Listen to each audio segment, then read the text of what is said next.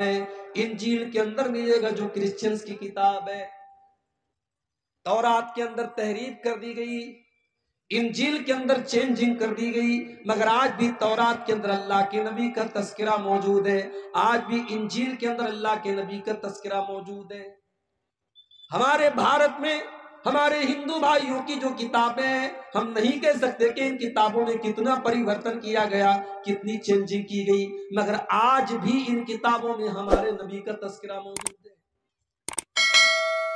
کہیں کہا گیا کہ وہ نراج شمس ہوں گے، ان کی بہت زیادہ پرشنسا کی جائے گی. کہیں کہا گیا ان کا نام محمد ہوگا، کہیں کہا گیا کہ محمد ہوگا، کہیں ان کی پیدائش کی تاریخ بتائی گئی، کہیں یہ بتایا گیا کہ وہ اونٹ کی سواری کریں گے، کہیں بتایا گیا ان کی 12 پتنیاں ہوں گی، کہیں بتایا گیا کہ وہ براق کی سواری کریں گے، کہیں ان کے صحابہ کا تذکرہ کیا گیا، کہیں ان کی خوبصورتی کا تذکرہ کیا گیا. ہمارے ہندو بھائیوں کی کتابوں میں بھی ہمارے نبی کا تذکرہ آپ کو ملے گا. الذی یجدونہ مکتوبا عندہم فی التوراۃ والانجیل، اس نبی کا تذکرہ تم کو صرف قرآن میں نہیں ملے گا، دوسری آسمانی کتابوں کے اندر. اور کہتے ہیں کہ جادو وہ ہے جو سر چڑھ کے بولے. میرے نبی کی تعریف تو آپ کے دشمنوں نے بھی کی ہے، جو زندگی بھر آپ کے دشمن رہے انہوں نے بھی آپ کی تعریف کی ہے، جنہوں نے آپ کا کلمہ پڑھا انہوں نے بھی آپ کی تعریف کی ہے، اور جنہوں نے آپ کا کلمہ نہیں پڑھا انہوں نے بھی آپ کی تعریف کی ہے. 1980 میں کتاب چھپتی امریکہ سے، کتاب کا نام ہے The 100 گریٹ پرسنالٹیز، دنیا کے 100 مہان ویکتی. کتاب کا رائٹر کون ہے؟ ایک عیسائی اسکالر ہے، اس کا نام ہے doctor Michael Hart. Doctor Michael Hart نے دنیا کے 100 مہان ویکتیوں کی اوپر ایک کتاب لکھی. وہ عیسائی تھا، اس نے عیسیٰ علیہ السلام کو 3 نمبر پر رکھا، اس نے گوتم بدھ کو 14 نمبر پر رکھا، اس نے مہاویر جین کو 99 نمبر پر رکھا. اس نے اپنی اس کتاب میں اگر پہلے نمبر پر رکھا، اور پوری دنیا کی تاریخ پڑھنے کے بعد پہلے نمبر پر رکھنے کے لائق اگر اس کو کوئی انسان نظر آیا تو وہ جناب محمد الرسول اللہ صلی اللہ علیہ وسلم نظر آئے. اس نے اپنی اس کتاب میں نمبر 1 پر اللہ کے نبی کو رکھا. اس کی کتاب انگلش میں چھپی، آج تو اردو میں بھی اس کا ٹرانسلیشن ہو چکا ہے، آپ کو مل جائے گی. انگلش میں کتاب چھپی. کتاب جب چھپی تو بوال ہو گیا، پریس میں پوچھا گیا، پریس والوں نے پوچھا ڈاکٹر صاحب آپ تو کرسچن آدمی ہیں، آپ تو عیسائی آدمی ہیں، آپ نے عیسیٰ علیہ السلام کو 4 نمبر پر کیوں رکھا، آپ نے محمد صاحب کو پہلے نمبر پر کیوں رکھا؟ ڈاکٹر مائیکل ہارٹ نے جو جواب دیا تھا وہ آج بھی اس کی کتاب کے مقدمہ کے اندر موجود ہے. اس نے لکھا تھا he was the only man in history who was the supremely successful on both the religious and secular levels. اس نے کہا کہ پوری دنیا کی تاریخ، پورے دنیا کے اتہاس میں، پورے مانو اتہاس میں مجھے اگر کوئی ایسی شخصیت ملی جو مذہبی بھی ہو اور سیکولر بھی ہو، ایک طرف نماز بھی پڑھ رہی ہو اور ایک طرف 4 بیٹیوں کے باپ کا بھی فرض نبھا رہی ہو اور 9 بیویوں کے شوہر کا بھی فرض نبھا رہی ہو، ایک اچھا باپ بھی ہو، ایک اچھا شوہر بھی ہو، ایک اچھا کمانڈر بھی ہو، ایک اچھا پولیٹیشین بھی ہو، ایک اچھا انسان بھی ہو، اگر میں نے ایسی کوئی شخصیت دیکھی ہے تو صرف اور صرف جناب محمد رسول اللہ صلی اللہ علیہ وسلم کی دیکھی ہے. اس لیے میں مجبور ہوں، میں نے نمبر 1 پر اگر رکھا ہے تو اللہ کے نبی کو رکھا. یہ میرے نبی کی شان ہے میرے بھائی. الذی یجدونہ مکتوبا عندہم فی التوراۃ والانجیل، میرے نبی کا تذکرہ تم کو تورات کے اندر ملے گا، تم کو انجیل کے اندر ملے گا. بخاری کے الفاظ ہیں، اللہ کے نبی کا تورات کے اندر تذکرہ کیسا تھا؟ صحابی کہتے ہیں کہ تورات کے اندر جب ہم نے پڑھا تو اللہ کے نبی کے بارے میں لکھا تھا لیس بفظ ولا غلیظ ولا سخاب فی الاسواق، کہ آخری نبی ایسے ہوں گے کہ ان کے مزاج میں کٹھورتا نہیں ہوگی، سختی نہیں ہوگی، ان کے مزاج میں نرمی ہوگی، ان کی زبان کے اندر مٹھاس ہوگی. ولا سخاب فی الاسواق، وہ بازاروں میں چلانے والے چیخنے والے بازارو لوگوں کی طرح نہیں ہوں گے. لا يدفع السیئۃ بالسیئۃ، وہ برائی کا بدلہ برائی سے نہیں دیں گے. ولکن یعفو ویصفحوا، وہ اپنے دشمن کی خطاؤں کو بھی معاف کر دیں گے، اپنے شترو کو اپنے دشمن کو بھی معاف کر دیں گے. تو اس نبی کا تذکرہ تم کو تورات کے اندر بھی ملے گا، اور اس نبی کا ذکر تم کو انجیل کے اندر. یامرہم بالمعروف، وہ نبی تم کو نیکیوں کا حکم دیں گے. وینہاہم عن المنکر، تم کو برائیوں سے روکیں گے. یہ نبی کا دو کام ہے. یہ نبی کا بھی کام ہے اور نبی کے ماننے والوں کا بھی کام. نیکی کا حکم دیں گے، برائی سے روکیں گے. وہ شراب سے منع کریں گے، وہ خود شراب نہیں پئیں گے. وہ زنا سے منع کریں گے، خود زنا نہیں کریں گے. وہ حرام خوری سے منع کریں گے، خود حرام کام نہیں کریں گے. میرے پیارے ساتھیو، ہونا تو یہ چاہیے تھا کہ شراب بندی کا ابھیان ہم چلاتے. یہ بہار گورنمنٹ کا کام نہیں تھا، یہ تو مسلمان کا کام تھا. ہونا تو یہ چاہیے تھا مسلمان کی بستیوں میں کہیں شراب کی دکان نظر نہ آئے، اور شراب کے اڈوں پر کہیں مسلمان نظر نہ آئے. کیونکہ جتنا شراب کو آپ کے مذہب میں حرام قرار دیا گیا، اور جتنے سخت جملے آپ کے مذہب میں کہے گے، اتنے کسی اور مذہب میں نہیں کہیں گے.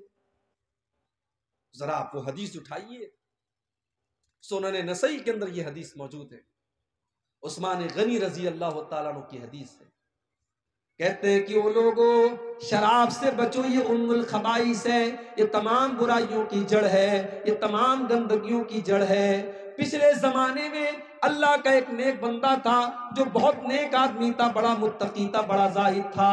ایک فاحشہ عورت نے، ایک بدچلن عورت نے اللہ کے اس نیک بندے کو اپنے جال میں پھنسانے کے لیے ایک سازش چلی، ایک چال چلی. اس نے اپنی ایک لونڈی کو بھیجا. لونڈی آئی، کہنے لگی حضرت میری ملکہ نے آپ کو بلایا ہے، کوئی مسئلہ آ گیا ہے، کوئی معاملہ آ گیا، آپ کو گواہی دینا ہے. حضرت بیچارے سیدھے سادے تھے، وہ فوراً چلنے لگی اس عورت کے ساتھ. سنن نسائی کی روایت ہے، اللہ کا وہ نیک بندہ جب اس لونڈی کے ساتھ چلنے لگا، جانے لگا، جب وہ گھر کے اندر داخل ہوئی، اس نے گھر کے اندر جاتے ہی دروازہ بند کر دیا، اور اندر گئی ایک اور دروازہ بند کر لیا، اور اندر گئی ایک اور دروازہ بند کر لیا.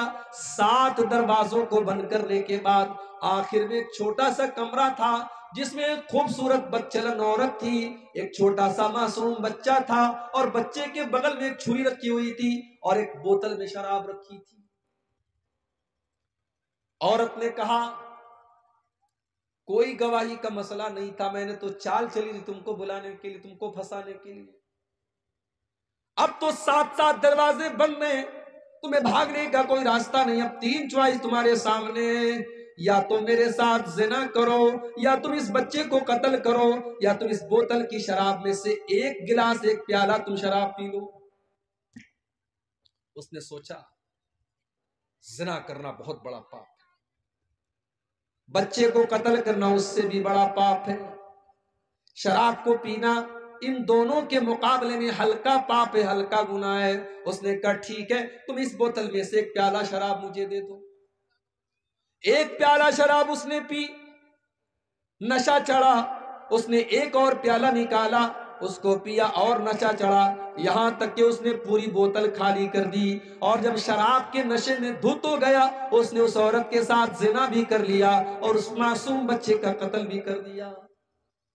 عثمان غنی کہتے ہیں او لوگوں اس شراب سے بچو، جس دل کے اندر شراب کی لت لگ جائے گی اس دل کے اندر ایمان اور شراب کی لت اکٹھا نہیں ہو سکتی. میرے پیارے ساتھیوں، آج کتنے مسلمان ہیں جو شراب پی رہے ہیں، اور آج ان کے گھر والے عاجز ہیں، ان کے بیوی بچے پریشان ہیں. شراب کی اس لت کی وجہ سے آج وہ نہ اپنے بچوں کا دھیان رکھ پا رہے، نہ اپنی بیوی کا دھیان رکھ پا رہے ہیں. میرا نبی تو ان گندگیوں سے تم کو بچانے آیا تھا. یامرہم بالمعروف، میرا نبی تو تم کو نیکیوں کا حکم دینے کے لیے آئے تھے. وینہاہم عن المنکر، تم کو برائیوں سے روکنے کے لیے آئے تھے.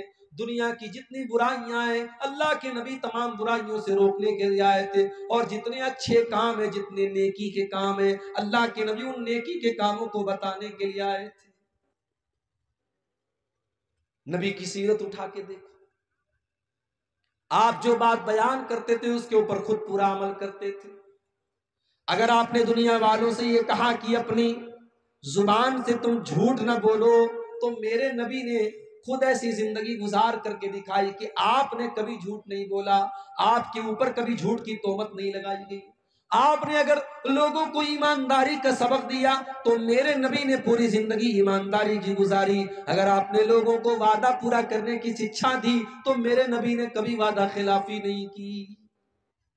آپ کی زندگی میں قول و عمل میں تضاد نہیں ہے، آپ کے کردار میں اور آپ کی گفتار میں فرق نہیں ہے۔ جو زبان سے کہا اس کے اوپر عمل کر کے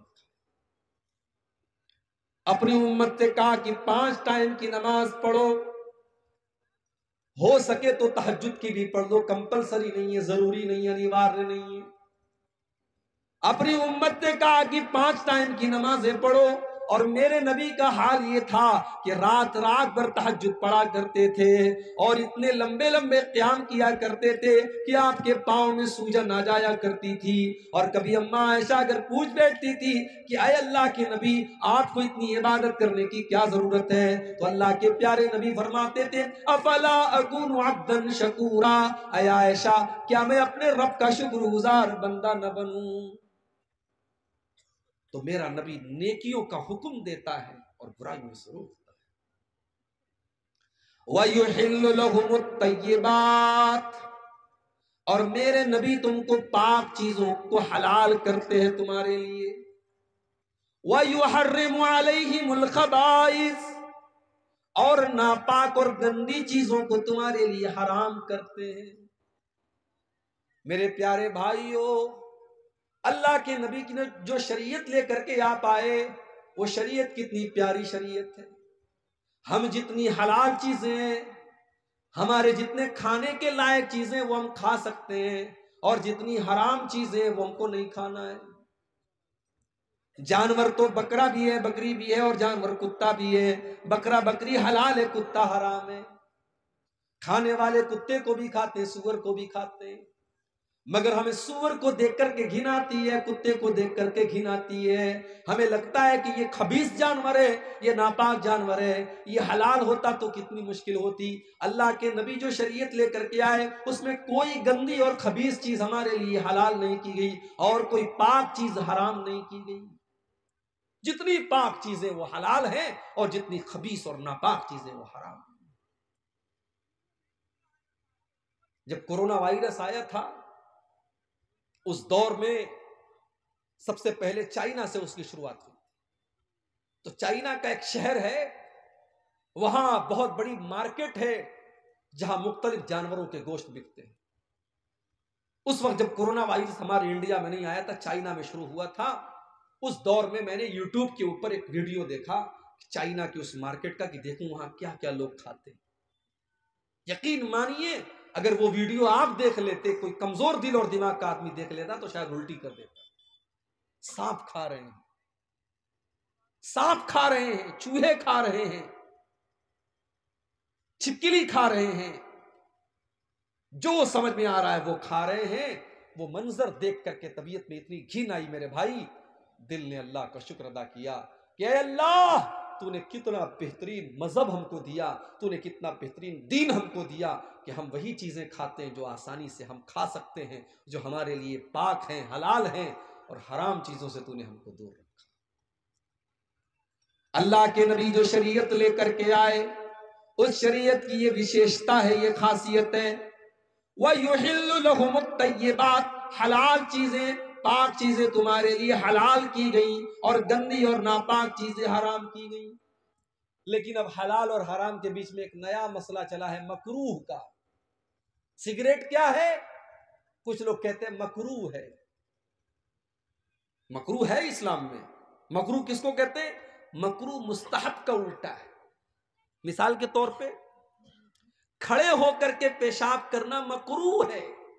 اگر کوئی مجبوری نہ ہو تو اچھی چیز نہیں ہے، بیٹھ کر کے پیشاب کیجیے۔ ہاں اگر کوئی ایسی جگہ ہے کہ وہاں کھڑے ہو کر کے ہی پیشاب کرنا ہے، بیٹھ کر کے کریں گے تو کپڑا اور گندا ہونے کا ڈر ہے، تو وہاں جائز ہے۔ مسجد میں داخل ہونے کے ٹائم داہنا پاؤں اندر ڈالنا یہ مستحب ہے، مسجد سے نکلنے کے ٹائم بایاں پاؤں پہلے نکالنا مستحب ہے۔ اب اسی کا الٹا آپ کریں تو یہ مکروہ ہے۔ مکروہ حرام اور حلال کے بیچ کی کوئی چیز نہیں ہے میرے بھائی۔ سگریٹ کا مسئلہ آیا ہے، بیڑی کا مسئلہ آیا، تمباکو کا مسئلہ آیا، کچھ لوگوں نے اپنا الو سیدھا کرنے کے لیے کہہ دیا مکروہ ہے۔ ہم نے کہا مکروہ کیسے ہو گیا؟ بولے قرآن میں کہاں لکھا ہے کہ سگریٹ حرام ہے؟ حدیث میں کہاں لکھا ہے سگریٹ حرام ہے؟ میں نے کہا قرآن میں نہیں لکھا ہے کہ سگریٹ حرام ہے، مگر کیا قرآن میں یہ نہیں لکھا ہے وَلَا تُلْقُوا بِأَيْدِيكُمْ إِلَى التَّهْلُكَةِ، اپنے آپ کو ہلاکت میں نہ ڈالو، آتم ہتیا نہ کرو، خودکشی نہ کرو۔ سگریٹ پینے والا اپنے آپ کو بھی ہلاکت میں ڈال رہا ہے، اور جتنے لوگوں تک اس کا دھواں پہنچ رہا ہے وہ سب کو کینسر کا اور دمے کا بیماری میں ڈال رہا ہے۔ اور سب سے بڑی بات یہ ہے، بیڑی پینے والا مسجد میں جب آپ کے بغل میں کھڑا ہوتا ہے تو 3-4 آدمی کے بعد بھی اگر وہ کھڑا ہوگا تو آپ کو بدبو آ جائے گی کہ کوئی سیڑھی سگریٹ اور بیڑی پینے والا آپ کے بغل میں کھڑا ہے۔ جب اللہ کے نبی نے یہ فرمایا کہ لہسن اور پیاز، کچا لہسن اور کچی پیاز کھا کر کے کوئی مسجد میں نہ آئے تو کہ فرشتوں کو اس سے تکلیف ہوتی ہے، میرے بھائیوں اگر فرشتوں کو کچے پیاز اور کچی لہسن کی مہک سے تکلیف ہو سکتی ہے تو بیڑی اور سگریٹ کی مہک تو اس سے زیادہ بری ہوتی ہے، کیا فرشتوں کو اس سے تکلیف نہیں ہوتی ہوگی؟ ہم نے اپنے مطلب کے لیے مکروہ قرار دیا۔ حرام ہے یہ سگریٹ، حرام ہے یہ بیڑی، اور حرام ہے یہ تمباکو۔ میرے پیارے ساتھیوں، ہر وہ چیز جو آپ کے بدن کو، آپ کے شریر کو، آپ کے اخلاق کو، آپ کے مال کو برباد کرے، وہ چیز شریعت کے اندر حرام ہے، بیچ کا راستہ مت نکالیں۔ وَيُحِلُّ لَهُمُ الطَّيِّبَاتِ، ہم نے تم کو وہ نبی دیا ہے جو پاک چیزوں کو تمہارے لیے حلال کرتے ہیں اور ناپاک چیزوں کو تمہارے لیے حرام کرتے ہیں۔ کبھی کبھی ایسا بھی ہوا، ایک جانور اللہ کے نبی کے دور میں ملتا تھا، گوہ نام تھا اس کا، عربی میں اس کو زبن بولتے ہیں۔ گو کا جانور حلال تھا مگر اللہ کے نبی کو پسند نہیں تھا۔ آپ کے سامنے گو کا گوشت آیا، آپ نے کہا کون سے جانور کا گوشت ہے؟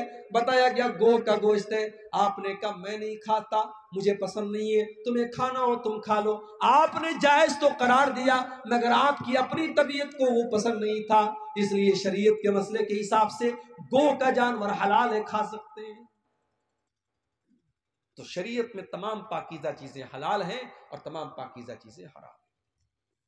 اور آگے بڑھیے، وَيَزَوْ عَنْهُمْ إِسْرَهُمْ وَالْأَغْلَالَ الَّتِي كَانَتْ عَلَيْهِمْ، اور میرے نبی نے ان بوجھوں کو، ان رسم و رواج کی ان زنجیروں کو تم سے ہٹا دیا جو تمہارے اوپر تھی۔ بہت ساری رسم و رواج تھی جس کو اللہ کے نبی نے ختم کیا۔ میری پیاری ماؤں بہنوں، کتنے قبیلے عرب کے اندر ایسے تھے جن کے درمیان اگر بیٹی پیدا ہو جاتی تھی تو وہ اس کو کلنک مانتے تھے، بیٹی کی پرورش کو وہ بہت بڑا کلنک مانتے تھے۔ بیٹی پیدا ہونے کے بعد بیٹی کو اپنے ہاتھوں سے وہ زندہ زمین میں گاڑ دیا کرتے تھے، دفن کر دیا کرتے تھے، یہ رسم بھی ان کے درمیان پائی جاتی تھی۔ اللہ نے قرآن میں نقشہ کھینچا، وَإِذَا بُشِّرَ أَحَدُهُمْ بِالْأُنْثَىٰ ظَلَّ وَجْهُهُ مُسْوَدًّا وَهُوَ كَظِيمٌ، جب ان کے گھر میں بیٹی کی پیدائش ہوتی ہے تو باپ کا چہرہ کالا پڑ جاتا ہے، يَتَوَارَىٰ مِنَ الْقَوْمِ مِنْ سُوءِ مَا بُشِّرَ بِهِ، باپ اپنا چہرہ اپنی قوم سے چھپاتا ہے، أَيُمْسِكُهُ عَلَىٰ هُونٍ أَمْ يَدُسُّهُ فِي التُّرَابِ، وہ سوچ میں پڑ جاتا ہے کہ کیا کروں، اگر بیٹی کی پرورش کرتا ہوں تو سماج میں ذلت اور رسوائی اٹھانی پڑے گی، اور دوسرا راستہ یہ ہے کہ بیٹی کو زندہ زمین میں گاڑ دوں۔ بیٹیوں کو گاڑ دیا جاتا، یہ الگ بات ہے۔ سائنس ترقی کر گئی، آج زمانہ ترقی کر گیا، انسان چاند پر پہنچ گیا، مگر بیٹیوں کو تو آج بھی بوجھ مانا جاتا ہے۔ آج بھی کئی ہاسپٹل کے باہر کسی کوڑے کے ڈھیر میں یہ بچی آپ کو نظر آ جائے گی کہیں یہ بچیاں طوائف کے اڈوں پر آپ کو نظر آ جائیں گی، کہیں ان بچیوں کو بازاروں میں لے جا کر کے بیچا جا رہا ہے، اور کہیں تو یہ ماں کے پیٹ میں ہی مار دی جاتی ہے، ایبارشن کر دیا جاتا ہے۔ وہ لوگوں کبھی موقع ملے تو یوٹیوب کے اوپر ایبارشن کا ویڈیو دیکھ لینا۔ وہ لوگ تو بہت بے رحم تھے، وہ بیٹیوں کو پیدا ہونے کے بعد اپنی بیٹیوں کو قتل کرتے تھے۔ آج کا انسان تو اتنا بے رحم ہو چکا ہے کہ وہ تو ماں کے پیٹ میں ہی بیٹیوں کو قتل کر دیتا ہے۔ ایبارشن کا ویڈیو آپ دیکھیے، اس معصوم بچے کو جو ماں کے پیٹ میں ہے، اور الٹرا ساؤنڈ کے ذریعے سے بھی اتنا بتا دیا گیا کہ آپ کو بیٹی ہونے والی ہے۔ باپ کہتا ہے ڈاکٹر سے، ماں کہتی ہے ڈاکٹر سے مجھے بیٹی نہیں چاہیے، نہیں چاہیے مجھے یہ بوجھ، میرے پاس آلریڈی 3 بیٹیاں ہیں، مجھے تو بیٹا چاہیے تھا، مجھے ایک اور بوجھ نہیں چاہیے۔ وہ ڈاکٹر سے کہتا ہے میں اسے صاف کرنا چاہتا ہوں، ختم کرنا چاہتا ہوں۔ ڈاکٹر ایبارشن کرتا ہے۔ وہ لوگوں ایبارشن کے ذریعے، اس دوا کے ذریعے، وہ معصوم بچہ جو ابھی پوری طریقے سے بنا بھی نہیں ہے ماں کے پیٹ میں، اس بچے کے ٹکڑے ٹکڑے کر دیے جاتے ہیں، اس کے ہاتھ پیر توڑ دیے جاتے ہیں، اس کے بدن کی بوٹی بوٹی نوچ کر کے اس کو ماں کے پیٹ میں مار دیا جاتا ہے۔ یہ آج کے دور کا پڑھا لکھا انسان کر رہا ہے، یہ آج کے دور کا مہذب انسان کر رہا ہے، یہ آج کے دور کا ترقی یافتہ انسان کر رہا ہے۔ ارے ہم سے اچھے تو وہ لوگ تھے، وہ کم سے کم اپنی بیٹیوں کو پیدا تو ہونے دیتے تھے، وہ دنیا کی شکل دیکھنے تو دیتے تھے۔ ہم تو اتنے بے رحم ہو گئے، ہم نے ماں کے پیٹ میں ہی بچیوں کو قتل کر ڈالا۔ حساب دینا پڑے گا قیامت۔ وَإِذَا الْمَوْءُودَةُ سُئِلَتْ بِأَيِّ ذَنبٍ قُتِلَتْ، کل قیامت کے دن اس معصوم بچی سے پوچھا جائے گا تیرے ماتا پتا نے، تیرے ماں باپ نے تجھے کس جرم کی سزا دی، کیوں تجھے قتل کیا؟ نبی اکرم کے پاس ایک صحابی آتے ہیں، صحیح ابن حبان کی صحیح روایت ہے، ایک صحابی آتے ہیں، اے اللہ کے نبی، اسلام لانے کے پہلے میں نے بہت سارے پاپ کیے، میں نے بہت سارے گناہ کیے، مگر ایک پاپ مجھے اپنا بار بار یاد آتا ہے۔ کون سا پاپ تم نے کیا؟ اے اللہ کے نبی، ان لی کانت لی ابنتن، میری ایک بیٹی تھی، میں اس سے بہت پیار کرتا تھا، اور میں جیسے اس کا نام لیتا تھا وہ یا ابتی یا بتی، ابا جان کہہ کر کے دوڑی دوڑی میرے پاس آ جاتی تھی۔ قوم کے لوگ مجھے تانا مار رہے تھے، تم غلط کر رہے ہو، تم سماج کے خلاف جا رہے ہو، تم بیٹی کی پرورش کر رہے ہو، تم بیٹی کو پال رہے ہو۔ اے اللہ کے نبی، میں سماج کے تانے سن سن کر کے تنگ آ گیا۔ ایک دن میں نے بیٹی کو بلایا، ہاں یہ بیٹی ہی تو ہے جو باپ کے ایک بار بلانے پر دوڑی دوڑی چلی آتی ہے، شادی کے بعد بھی اپنے مائکے میں رہتی ہے، ماں کا فون جاتا ہے تیرے ابو کی طبیعت بڑی خراب ہے، بیٹی اپنے سسرال میں اپنے سارے کام دھام چھوڑ کر کے اپنے بیمار باپ کو دیکھنے آ جاتی ہے، اور وہ بیٹا جس کے پیدا ہونے پر باپ نے بڑی مٹھائیاں بانٹی تھی، وہ بیٹا اپنے باپ کو دم توڑتے ہوئے دیکھ کر کے بھی اپنے کام میں لگا رہتا ہے، اسے اپنے باپ کی حال چال لینے کی فکر بھی نہیں ہے۔ او لوگوں، تم نے بیٹیوں کے اوپر بیٹوں کو ترجیح دی ہے، تم نے بیٹوں کو مقدم کیا ہے، لیکن سماج کی حقیقت یہ کہ بیٹیاں اپنے ماں باپ سے زیادہ پیار کرتی ہیں۔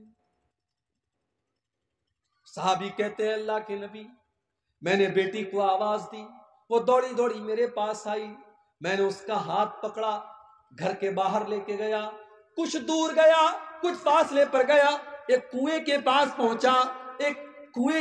پہنچا، اور میں نے اپنی بیٹی کو اس کنویں کے اندر دھکا دے دیا، اور جب میں نے اپنی بیٹی کو اس کنویں کے اندر دھکا دیا، آخری لفظ جو بیٹی کی زبان سے نکلا وہ کہہ رہی تھی یا ابتی یا ابتی، اے ابا جان، گویا کہ وہ مجھ سے سوال کر رہی تھی، اے ابا جان اس معصوم کی خطا کیا ہے، اس معصوم کی غلطی کیا ہے، کس جرم کی سزا اپنی بیٹی کو دے رہے ہو؟ اے اللہ کے نبی، آج بھی اپنی اس بیٹی کا یہ جملہ آج بھی میرے کان میں گونجتا ہے، وہ جب یا ابتی کہہ کر کے دنیا سے گئی تھی،